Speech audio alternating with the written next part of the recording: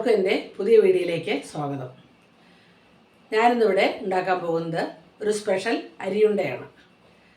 സാധാരണത്തെ പോലെയല്ല, ഒരു സ്പെഷ്യൽ ചേരുവകളൊക്കെ ചേർത്തിട്ട് ഉള്ള അരിയുണ്ട. ഇനി നമുക്കതൊന്ന് ഉണ്ടാക്കി നോക്കാം. മട്ടരി 2 നാഴി കഴുകിയിട്ട് ഊറ്റിയെടുത്തിട്ടുണ്ട്. നമ്മൾ അരിയുണ്ട ഉണ്ടാക്കാനുള്ളതാണത്. അപ്പോൾ ഈ മട്ടരി ആണെങ്കിൽ നമ്മളത് നല്ല കഴുകിയെടുത്തിട്ടില്ലെങ്കിലത്തെ വൃത്തികേടൊന്നും പോവില്ല. കഴുകി വാരി വെച്ച് വലിഞ്ഞിട്ടുണ്ട്, കണ്ടോ. ഇനി നമുക്ക് അടുപ്പത്ത് വെച്ചിട്ടത് മൊരിച്ചിട്ട് വറുത്തെടുക്കണം.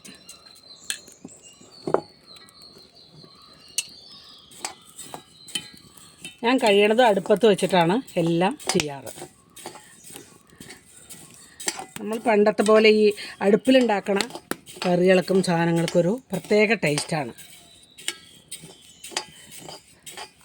ഈ അരിയുണ്ട ഞാൻ മുൻപേ ഉണ്ടാക്കി കാണിച്ചിട്ടുണ്ട്.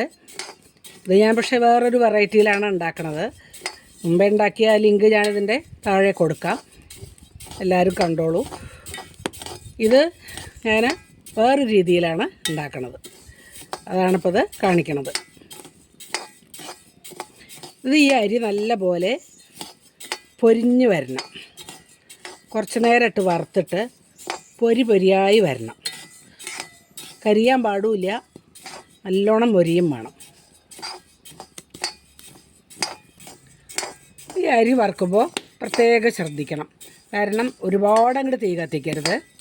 അടി കരിയാണ്ട് നേരെ നമുക്ക് സാവകാശം ക്ഷമയോടുകൂടെ വറുത്തെടുത്താലേ അതിന് ടേസ്റ്റ് ഉണ്ടാവും.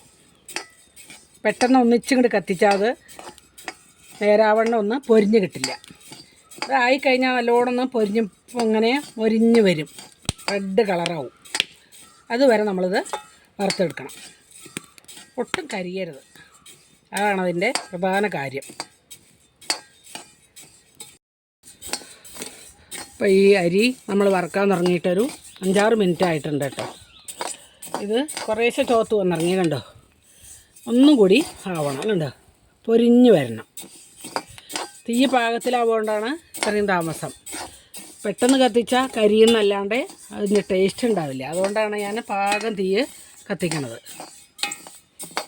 അപ്പം നമ്മൾ ഈ അരി നല്ലപോലെ ചുവന്ന് വന്നിട്ടുണ്ട്, കണ്ടോ. ഇനി നമുക്കതൊരു പ്ലേറ്റിലേക്ക് കോരിയെടുക്കാം. ഈ നിറാവോളം നമ്മൾ വറുത്തെടുക്കണം.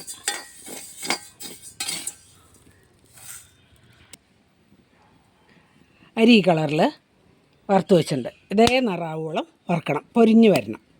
ഇനി നമുക്ക് കുറച്ച് അണ്ടിപ്പരിപ്പും ബദാമും കൂടി വറുത്തെടുക്കണം.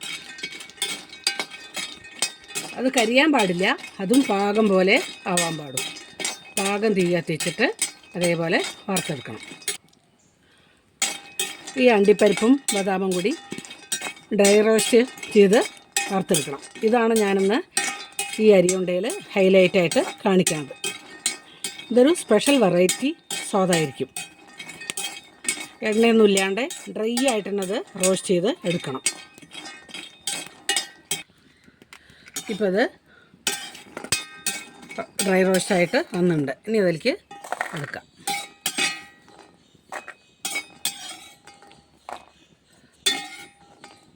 ഇത്രയാവാൻ പാടും. ഞാനിപ്പോൾ ഒരു ചെറിയ തേങ്ങ നുറുക്കിയിട്ട് ഇതുപോലെ ഒന്ന് പൊടിച്ചെടുത്തിട്ടുണ്ട്. ഇനി അതൊന്ന് പച്ച വിടുവോളം, അധികം ആവരുത്. അതിൻ്റെ ആ വെള്ളം ഒന്ന് വറ്റുവോളം നമ്മളൊന്ന് വറുത്തെടുക്കണം. ഇപ്പൊക്കെ എല്ലാറ്റിനും തീ പാകത്തിലേക്ക് എത്തിക്കാൻ പാടും. നാളികേരം പച്ചയും ചേർക്കാം, പക്ഷേ ഒന്ന് വെള്ളം വറ്റിയാൽ കുറച്ച് സ്വാദാണ്. അതേപോലെ ഇത് പൊടിക്കുമ്പോൾ അരി വേറെ, ഇതെല്ലാം വേറെ, അങ്ങനെ വേറെ പൊടിച്ചെടുക്കണം. അരി ചെറിയൊരു തരിപ്പോട് കൂടെ വേണം പൊടിച്ചെടുക്കാൻ. ഇത് രണ്ടും നമുക്ക് പൊടിച്ചെടുക്കാം. അരി ഇപ്പോൾ ഇതേപോലെ പൊടിച്ചെടുത്തിട്ടുണ്ട്, ചെറിയൊരു തരിപ്പോട് കൂടെ പൊടിച്ചെടുത്തിട്ടുണ്ട്. പിന്നെ 2 ഗ്ലാസ് അരിക്ക് ഞാനിവിടെ 5 അച്ച് ശർക്കര എടുത്തിട്ടുണ്ട്. അത് മധുരം ആവശ്യാനുസരണം കൂട്ടും കുറയ്ക്കുകയൊക്കെ ചെയ്യാം കേട്ടോ. പിന്നെ ഞാൻ എടുത്തിട്ടുള്ളതാണ് കുറച്ച് ഈത്തപ്പഴം, ഒരു 5-6 ഈത്തപ്പഴവും കുറച്ച് ബദാമും. അണ്ടിപ്പരിപ്പും ബദാമും കൂടി പൊടിച്ചെടുത്തിട്ടുണ്ട്. ഇത് പിസ്തയാണ് കേട്ടോ, കുറച്ച് പിസ്തയും ഈത്തപ്പഴമാണത്. നാളികേരം ഒന്ന് ചെറുതായി വറുത്തെടുത്തിട്ടുണ്ട്. ഇതിലിപ്പോൾ ഞാൻ തേങ്ങ ഒന്ന് വെള്ളം വറ്റിച്ചെടുത്തിട്ടുണ്ട്. ഇത് പച്ച നാളികേരവും ചേർക്കാം. ഇരിക്കണമെങ്കിൽ മാത്രം ഒന്ന് വറുത്താൽ മതി. നമുക്കൊരു 3-4 ദിവസം ഇരിക്കണമെങ്കിൽ മാത്രം വറുത്താൽ മതി, ഇല്ലെങ്കിൽ പച്ചയാണ് കുറച്ചും കൂടി ടേസ്റ്റ്. ഇപ്പം ഞാൻ 2 വിധത്തിലാണ് ഉണ്ടാക്കുന്നത്. സാധാരണ അരിയുണ്ട, അത് ഞാൻ നാളികേരവും ശർക്കരയും ഈ അണ്ടിപ്പരിപ്പും ബദാമും കൂടി പൊടിച്ചിട്ട് അങ്ങനെ. ഇനി നമുക്കത് ആദ്യം ഇതെല്ലാം കൂടി ചേർത്ത് കൊടുക്കാം. നാളികേരം ഇതിലേക്ക് ചേർക്കാം. പിന്നെ ഈ ബദാം അണ്ടിപ്പരിപ്പ് കൂടി പൊടിച്ചത് അതിലിട്ട് കൊടുക്കാം. പിന്നെ ശർക്കര പൊടിച്ചത് അതിലേക്ക് ഇട്ട് കൊടുക്കാം. ആദ്യം എന്തോന്ന് നല്ലതുപോലെ മിക്സ് ചെയ്യാം.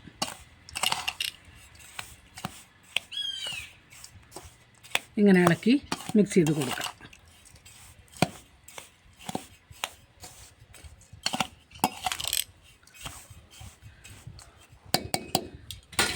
അതിന് ശേഷം നമ്മൾ കൈ വെച്ചിട്ട് നല്ലതുപോലെ മിക്സ് ചെയ്തെടുക്കണം. അപ്പോഴാണത് ഒരേപോലെ യോജിച്ച് കിട്ടുള്ളൂ.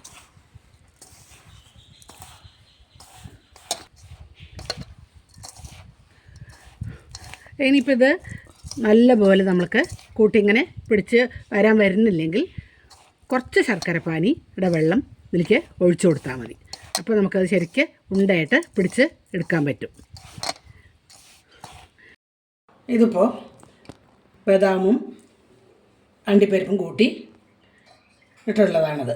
ഇത് ഞാൻ എല്ലാം കൂടി മിക്സിയിലൊന്ന് അടിച്ചെടുത്തപ്പോൾ കണ്ടോ സുഖമായിട്ട് ഉരുട്ടാൻ പറ്റി. ശർക്കര പാനി ഒന്നും ചേർക്കാണ്ട് നമുക്ക് ഈസിയിൽ ഉരുട്ടിയെടുക്കാൻ പറ്റും.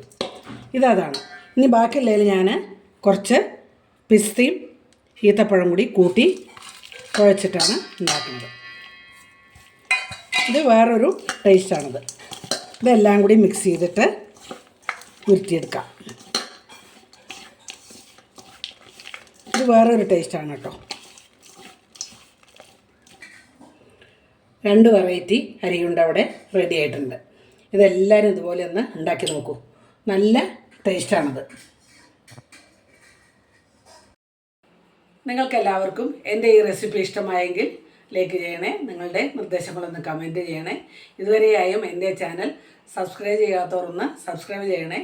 തൊട്ടടുത്തുള്ള ബെൽ ബട്ടൺ പ്രസ് ചെയ്ത് ഓൾ എന്നുള്ള ഓപ്ഷൻ പ്രസ് ചെയ്താൽ നിങ്ങൾക്ക് എൻ്റെ വീഡിയോ അപ്പോഴപ്പോൾ കാണാം. ഇനി നല്ലൊരു വീഡിയോവുമായി വീണ്ടും കാണാം. Thank you for watching.